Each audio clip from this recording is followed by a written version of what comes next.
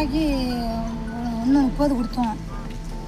செலவு உலகெல்லாம் 2 லட்ச ரூபா ஆகுது. சாப்பாடுக்கெல்லாம் நாங்கள் தான் 9,000 அனுப்போம். 15 நாள் ஆச்சு. 15 நாள் முன்னே பேசணும்.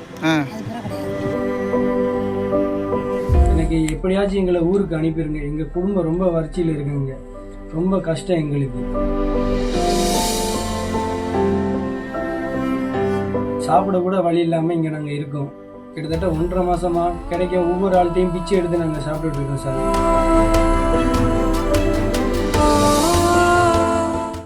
நாங்கள் இந்தியாவிலேருந்து துபாய்க்கு அல்சாக்னு ஒரு கம்பெனிக்கு ஏஜென்ட்டுக்கு 2 லட்சம் கட்டி இங்கே நாங்கள் வேலைக்கு வந்தோம். இங்கே வந்த இடத்துல எங்களுக்கு 2200 dirhams எங்கிட்ட வாங்கி எங்கள் பாஸ்போர்ட்டையும் வாங்கினாங்க.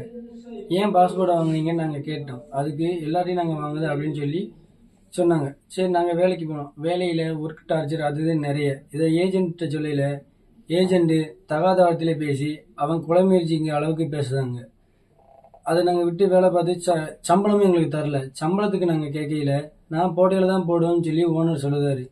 எங்களுக்கு குடும்ப கஷ்டம் நீங்கள் தாங்கன்னு சொன்னால் அதையும் மீறி நீங்கள் கேட்டீங்கன்னா அதையும் மீறி நாங்கள் கேட்கல. தகாத வார்த்தையில் ஓனரும் பேசுதாங்க. அது நாங்கள் எங்களுக்கு என்ன செய்யணும்னு தெரியலை. அவங்க அடிக்கையும் வராங்க. என்ன செய்யணும்னு தெரியாமல் நாங்கள் லேபர் கோர்ட்டில் போய் கம்ப்ளைண்ட் கொடுத்தோம். அவங்க அதுக்கு எங்களுக்கு மேலே ஃபேக் கம்ப்ளைண்ட் ஒன்று ஓனர்கிட்ட அவங்ககிட்ட கொடுத்தாங்க. மலையாளிக்காரர் ஓனர் அவர் கொடுத்தாங்க. அந்த கம்ப்ளைண்ட் எங்களுக்கு சாதகமாக முடிஞ்சு அவங்க கம்ப்ளைண்ட் இதாகிடுச்சு. எங்களுக்கு எல்லாம் இதாகிடுச்சு. மறுபடியும் நாங்கள் விசா கேன்சலேஷன் எல்லாம் கொடுத்து விசா கேன்சல் ஆகி வந்துருச்சு. மார்ச் 7ஆம் தேதி 2025 வரைக்கும் எனக்கு இருக்குது. அவங்கள்ட்ட சரின்னு இதை கொண்டு போயிட்டு நாங்கள் ஓனர்கிட்ட பாஸ்போர்ட் கேட்டோம். பாஸ்போர்ட் கேட்டதுக்கு பாஸ்போர்ட்லாம் தர முடியாது, உன்னையால் என்ன பண்ண முடியுமோ பண்ணு அப்படின்னு சொல்லி சொல்லுதாங்க.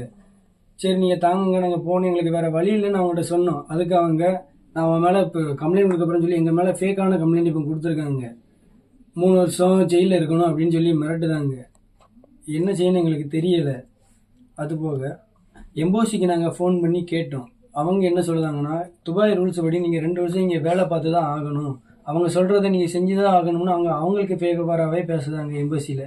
எனக்கு எப்படியாச்சும் எங்களை ஊருக்கு அனுப்பிடுங்க. எங்கள் குடும்பம் ரொம்ப வறட்சியில் இருக்குங்க. ரொம்ப கஷ்டம் எங்களுக்கு. சாப்பிட கூட வழி இல்லாமல் இங்கே நாங்கள் இருக்கோம்.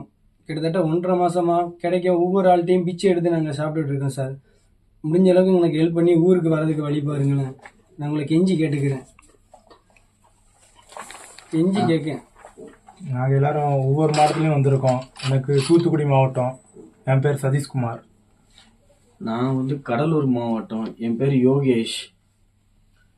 நான் கன்னியாகுமரி மாவட்டம். பேர் ஜெயக்குமார். என் பேர் நிசாந்த், கன்னியாகுமரி மாவட்டம். என் பேர் சாஜஞ்சனு, கன்னியாகுமரி மாவட்டம். நான் தென்காசி மாவட்டத்திலிருந்து வரேன். என் பேர் செல்வகிருஷ்ணன்.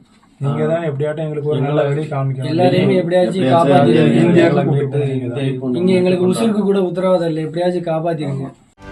செய்திகளை உடனுக்குடனும் துல்லியமாகவும் தெரிந்து கொள்ள சப்ஸ்கிரைப் பண்ணுங்க.